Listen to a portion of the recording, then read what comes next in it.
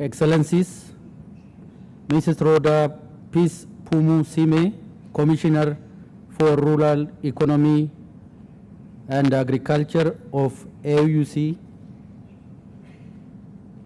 Dr. Carlos Lopez, United Nations Under Secretary General and Executive Secretary, United Nations Economic Commission for Africa, Mr.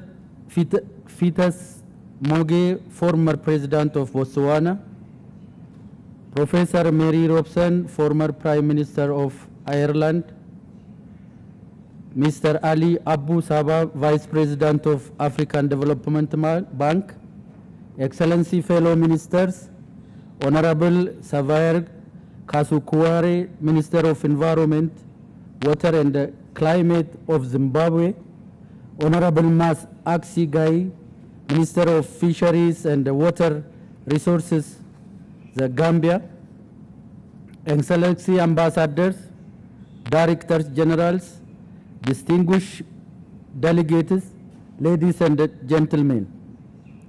I would like to extend to you the warm greetings and welcome you all to this important conference on behalf of the government and the people of the Federal Democratic Republic of Ethiopia. It is a great honor that Ethiopia plays host to important African events such as Conference on Climate Change and Development in Africa. Because of the geography, recent progressive development activities in the country, and the peculiar vulnerability of Africa, the government and the people of Ethiopia have serious concerns about the consequences of climate variability and the climate change. Due to the special concerns we have, but also considering it is as an opportunity, Ethiopia is one of the countries to set good examples in tackling the climate change issue alongside African brothers and sisters. In this light, let me mention a few. Number one, the late Prime Minister of Ethiopia, His Excellency Meles Zenawi, has provided a special leadership in global negotiation on behalf of Africa.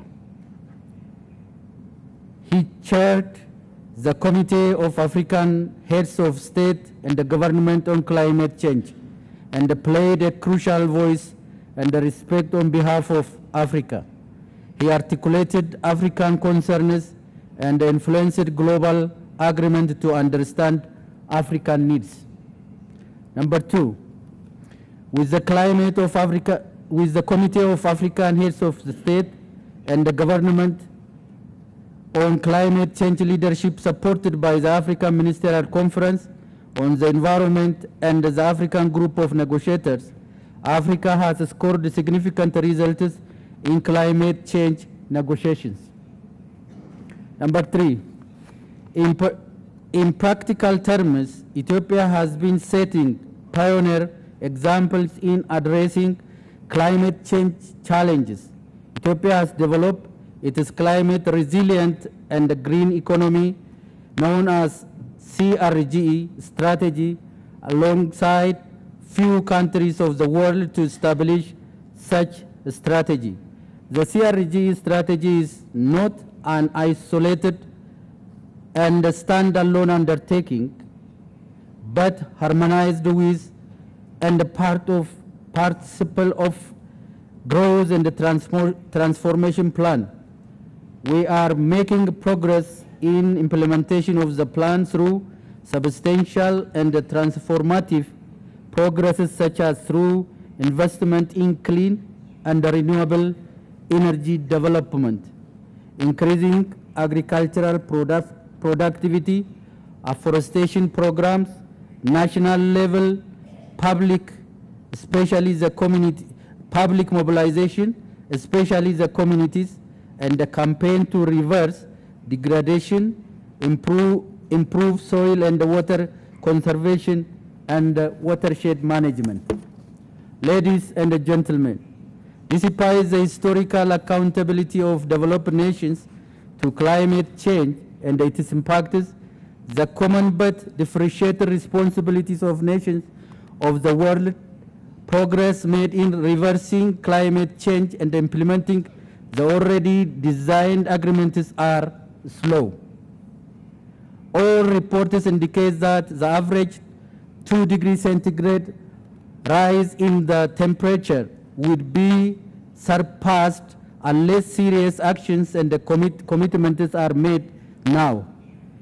Exceeding the 2 degrees centigrade puts our planet in dangerous situation, and so is true for Africa. Progress made in mobilizing climate finance is slow and below expectations. The share of finance that reaches Africa, which is the most vulnerable continent, is dismally low. Some crucial agendas such as adaptation programs, capacity building, and the technology transfer in the climate negotiations are not getting sufficient attention. Yet we are also approaching the defining movement of 2015 at the Conference of Parties, Durban Conference in 2011. Negotiations have been launched to a new international climate change agreement covering all developing and developed countries. The 2015 agreement hopefully brings a legally binding instrument to be implemented by 2020. While these are useful mechanisms, let us now wait that and earnestly undertake defining actions that will help our future and our planet's fate. I also urge our negotiators to work tirelessly to deliver a fair deal for Africa. I urge you that this particular climate and development Africa conference take such defining challenges seriously and chart a way forward towards developing Africans' common positions, being supported by up-to-date knowledge and the results coming from such conferences. I assure you on this occasion the continued commitment of my government to play significant role needed to advance such interests. I also would like to acknowledge that roles of leading African institutions, the African Union Commission, the United Nations Economic Commission for Africa, the African Development Bank, and their joint program of climate development Africa, particularly the role played by African Climate Policy Center of United Nations ECA is supporting the African negotiators as well as direct support to the African countries and institutions in advancing climate change and the development agenda through policy relevant research, analytical and capacity building works is highly appreciated. The work being undertaken in Ethiopia and other African countries by the African Climate Policy Center in data rescuing, climate information management, and the capacity building in meteorology, hydrology, and early warning systems are quite encouraging. I urge that this be scaled up to bridge knowledge gaps between climate change and the development knowledge, policy, and practice. At this juncture, I would urge you to take time to appreciate our experiences and the government's commitment in the efforts of renewable and clean energy development and engaging local communities in the global agenda of climate change in Ethiopia. Finally, I would like to appreciate the organizers of the conference, UNECA, AUC, and ADB to bring us together to establish the continual platform for climate change debate.